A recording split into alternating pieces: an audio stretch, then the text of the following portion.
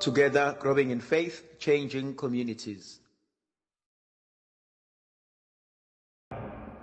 Makadunyiswe uJesu Kristo. Namhlanje ithandwa zami ngifisa ukuba sibuke incwadi yokuqala kaSamuel isahluko sesithathu ivesi yokuqala kuze kube yivesi le-18.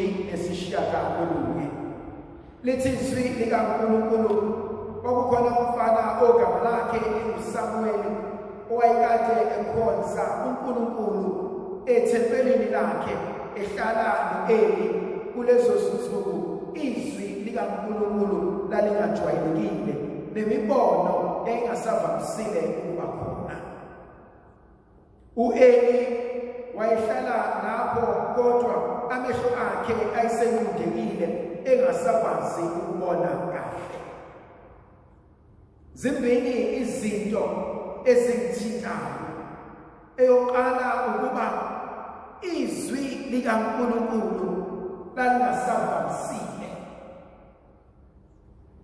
nemibono ingasajwayelekile. Ngibuka isikhathi esiphila kusona. Siphila esikhathini lapho izinto sezishintshile, lapho izinto zishintsha phambi kwamehlo ethu. Thandwa zami, sikuma-crossroads la abantu kumele bazibuze ukuthi sizobuyela kokudala esikwaziyo noma sizomethemba uNkulunkulu sishiye okudala ukuze sikwazi ukuqhubekela phambili nalokhu uNkulunkulu asibizela kona. Ngikhumbula sisazinganyana sibancane, njengomzali uzoyikhumbula le ndaba ukuthi abantwana bethu sasibagqokisa kube kuhle, babe bahle, bafaniselane. Wena wawungaze ufunge ukuthi bangamawele.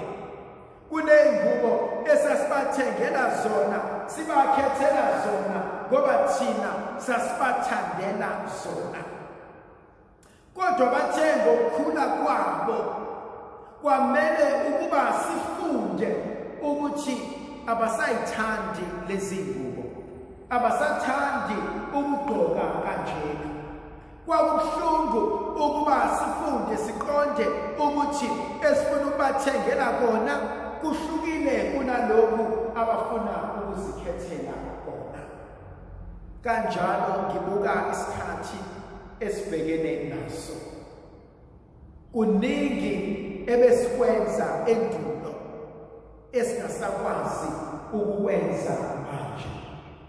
Kuningi okwakusijabulisa eqaleni esingasakwazi ukuba sijabulise ngakho njengamanje ezimpilweni zethu. Thandwa zami, siphila esikhathini lapho umhlaba uguquka, lapho izinto zishintsha. Umbuzo engizibuza wona ukuthi mina njengomuntu, thina njengebandla, thina njengabantu, ngabe siyakwazi yini ukuzilungiselela ukushintsha nokuguquka kwesimo esibhekene naso njengamanje? Izolo ubekhona ubaba nomama, ubekhona ugogo nokhulu, namhlanje akasekho. Siyakwazi yini ukuba sisizane kulolu buhlungu esibhekana nabo, kulolu sizi esidlula kulona? Siyakwazi yini ukubambisana omunye nomunye ukuze sikwazi ukuqhubekela phambili? Lithi izwi kaNkulunkulu imibono yayingasavamisile, ukuzambula kukaNkulunkulu kungasajwayelekile. Ngiyazibuza ukuthi eminyakeni emibili emithathu ezayo, umndeni wakho, ikhaya lakho, ibandla lethu kungabe liyobe lisakwazi ukuqhubekela phambili. Thandwa zami, ngiyakholelwa ekutheni uma siqhubeka ukwenza lokhu ebesilokhu sikwenza minyaka yonke, siyolokhu sathola imiphumela, ama-results afanayo. Kodwa uma sifuna ukuba sishintshe, uma sifuna ukuba sikhule, uma sifuna ukuba siguquke, kunezinto ekumele ukuba sizishintshe, siguquke kuzona. Lithi izwi likaNkulunkulu, uSamueli wayehleli endlini kaNkulunkulu. Yangithinta indaba kaSamuel. Uhleli endlini kaNkulunkulu, kodwa uNkulunkulu akakembulwa empilweni yakhe. Bangaka abantu abazalelwe enkolweni yobuKristu, enkolweni yobuKatholika, umuzwa umuntu ethi mina ngiyikatholika lokuzalwa. uSamueli kuthiwa wayehlala endaweni kaNkulunkulu, kodwa uNkulunkulu engakambulwa empilweni yakhe, nezwi likaNkulunkulu lingakafinyeleli kuyena. Which means, ithandwa zami, kupossible ukuthi umuntu azalelwe enkolweni yobuKristu, ahambe aye ezinkonzweni, aye emamiseni, akhuleke, kodwa engazani uNkulunkulu. Kupossible ukwenza zonke izinto zokukholwa zobuKristu, kodwa ngingabi nabo ubudlelwane neNkosi uJesu. Which leads me to a point yokuthi, do I have a personal relationship with God? Thandwa zami, kubalulekile kumina ukubuza umbuzo wokuthi yini empilweni yami ekwazi ukuhlangana noNkulunkulu? Yini empilweni yami eshintshile noma eguqukile noma engenze ngangcono ngazibona ngingumntwana kaNkulunkulu? Lithi izwi likaNkulunkulu, uNkulunkulu wamemeza uSamuel. Samuel wagijima waya ku-Eli, wathi sengikhona baba, umbizile. Athi u-Eli angibizanga.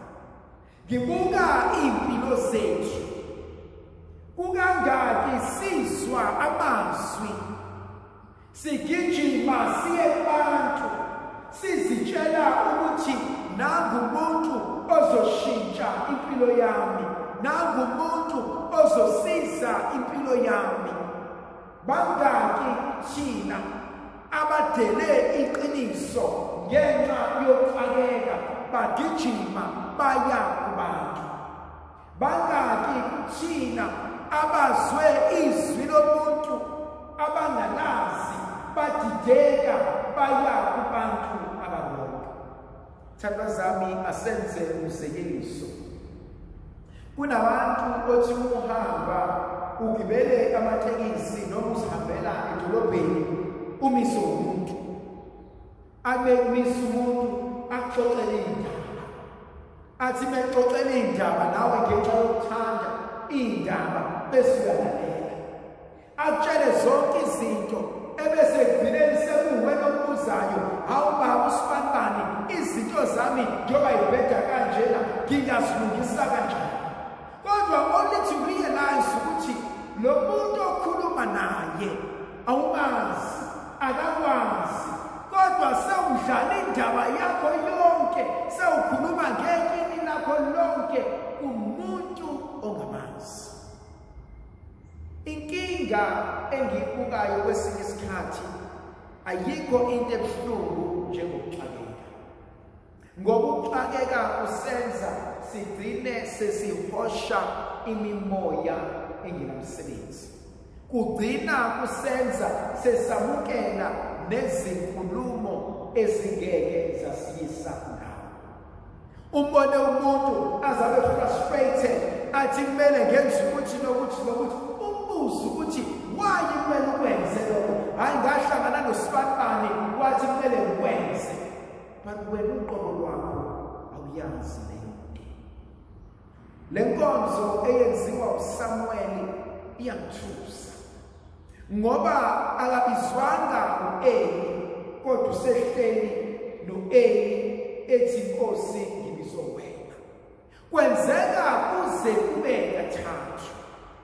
Umbuzo engifisa ukubuza uthi bangaki kuthina abahleli nabantu abazi kahle kamhlophe ukuthi angibizelwanga labantu esenginabo, kodwa ngihleli nabo ngenxa yesizungu, ngihleli nabo ngenxa yokuqhuba impilo, ngihleli nabo ngoba ngiyasaba ukuba ngedwa. Ubungani esibe nabo buyasondeza yini ekwazini iNkosi uJesu? Ngiyayithanda into eyenziwa uEli. uEli uyakwazi ukuba neqiniso lokuthi mntwana wami, lokhu okhuluma ngakho awubizwanga yimina kodwa ubizwe uNkulunkulu. Ngiyakwazi yini mina njengomuntu ukumela iqiniso, ngikwazi ukufundisa omunye umuntu ukuthi isithando sami ukuthi angikwazi ukukwenza kodwa uSibanibani hleze angakusiza. Ekugcineni ithandwa zami, inkonzo uNkulunkulu engibona esibizela yona inkonzo yokufunda ukubekezela nokulalela lokhu uNkulunkulu akufunayo. Uthi uEli uSamuel, buyela emuva uyolala, uyothwaliswa izwi bese uthi khuluma Nkosi, ingceku yakho iyezwa. Umbuzo wami wokugcina uthi bangaki phakathi kwethu abazimisele ukulalela izwi likaNkulunkulu? Yikuphi uNkulunkulu asibizela kona njengamanje njengomndeni? Asibizela kona njengamanje njengebandla? Asibizela kona njengamanje njengomphakathi? Thanda zami, miningi imindeni elahlekelwe abazali, elahlekelwe abantwana, elahlekelwe umama, umkhwenyana, umakoti. Umbuzo ekumele ngiwubuze obalulekile ukuthi thina njengabantu yikuphi esizokwenza ukuze sikwazi ukusizana, ukuze sikwazi ukuqhubekela phambili. Ndlovukazi yezulu mayibelathi sisivikele isikhathi senisinika amandla negrasi elivela kuNkulunkulu ngeke bangayise benendodana nomoya ongcolileyo.